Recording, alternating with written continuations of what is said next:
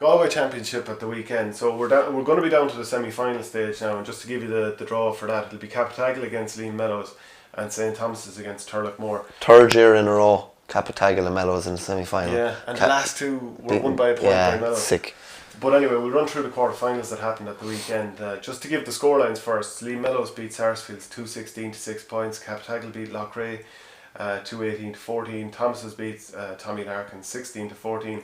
And Turlockmore beat Crockwell 21 points to 14. So starting off with Mellows, yeah, so they won the title in 2017, lost the final in 2018, looking to get back to the final again. Sarsfields were awful. Joseph Cooney isn't available at the moment. I think he's away. The talk, like he was in Australia before. The talk is he won't be back for Galway for 2020, which is a huge blow between that and having no manager.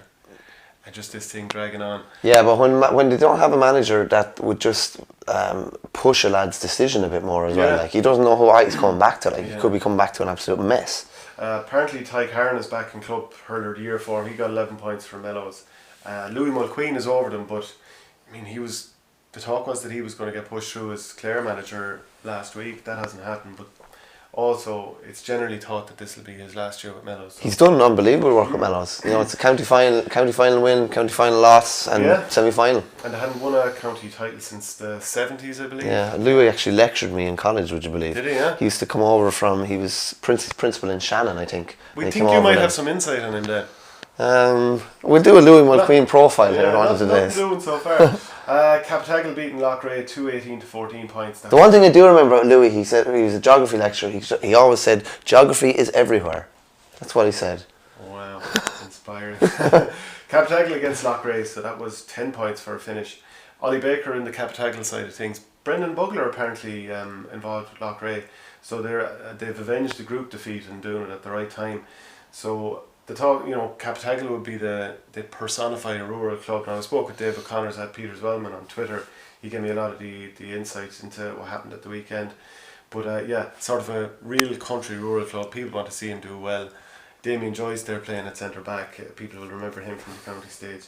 Loughrea didn't even score from play in the second half. So that's how bad. Well, Loughrea would be struggling in comparison to the last 4 or 5 years. We played Capitagle about 6 weeks ago, I'd say, with Burr. We went down there. It's a really cool country setup, and they've maxed out on resources and have everything they should have, and they've a good side. And it's one of these things. It's just so close in semi-finals. They just need to get over the line now. It doesn't have to be pretty next. They just need to get through it. So Tommy Larkins were actually beating St Thomas's by a point going into, I think it was like 59 minutes on the clock. Ronan Murphy had put them one ahead, but then a late Conor Cooney point and apparently an unbelievable sideline cut from Davy Burke, and Thomas's ended up winning by 2. 9 minutes of injury time. So even when they went behind late on, they knew we still have another 10 minutes. True, no panic. But apparently there was a lot of people there that were complaining by the amount of management team on the field and all the stoppages, as we've said. At one point there was 11 non-playing individuals on the team, which is some joke. 11 non-playing individuals on the field? Yeah. Oh, man. This is what David Connors was telling me. So can you imagine trying to take a puck out in that scenario? Shoot nowhere to hit it. Can't hit grass anywhere. You mentioned Dana Burke and his health scare before the All-Ireland. He left the ground in a sling, so obviously he's going to be under pressure for the semi-final. But Fintan Burke, who did his cruciate in the All-Ireland final against Ballyhale, he took part in the warm-up, so that's encouraging. That is encouraging, yeah.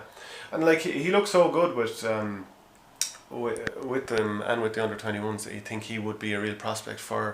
He's a massive prospect. He's a monster of a man. He's kind of to me like I've only seen him a few times, but he's like a younger version of Paddy Maher. Genuinely, that left hand bull under the high ball, really, really strong. Be interested to see now. Serious company there now. Yeah, no, I would rate him very, very highly. No, I'm not, to be honest with you. No, I'm not though. I think he could be deadly. So Turlockmore chasing their first county final since 1985, won by 7 points against Crockwell. Franny Ford, who was being linked with the Galway job, and you never know, still might be drawn back in there. He's part of the management team for Turlock. Niall Healy went off injured in the second half, early enough for Crockwell. He's their best player, and so I think Turlockmore cruised home from there. So the Niall Healy, who I think followed me on Twitter after I mentioned him so glowingly last week. I'm not sure if I got the follow up. No. Small bit. But with Turlockmore, we've talked about him a few times and the underage success and having so much of it. They reached the intermediate semi-finals as well, which is probably a real reflection of their depth. That's fair going now. Yeah. But they would have. I think they do have a big pick. They would have a big enough pick, fairness, they would, Daniel Loftus and Sean Lennon, he played cornerback a few games for Galway this year in the league. They were very good. So Loftus scored 3 points from wing back. Dahi Burke, there's talk that he has glandular fever, and he wouldn't have been at his best. He missed Corfin's last few championship games actually. Played midfield and wasn't really at the races. So glandular fever can be a hard thing to shake off. Yeah, I remember Charles Fitz played an All-Ireland club semi-final with glandular fever. Did Conor Rodney have it as well? Could have had, Like apparently it knocks the funk out, by all accounts, So as I said, Captagal against Mellows in one of the semi-finals, third year in a row, and then Thomas's against Turlough Moore, who've had plenty of battles underage over the years.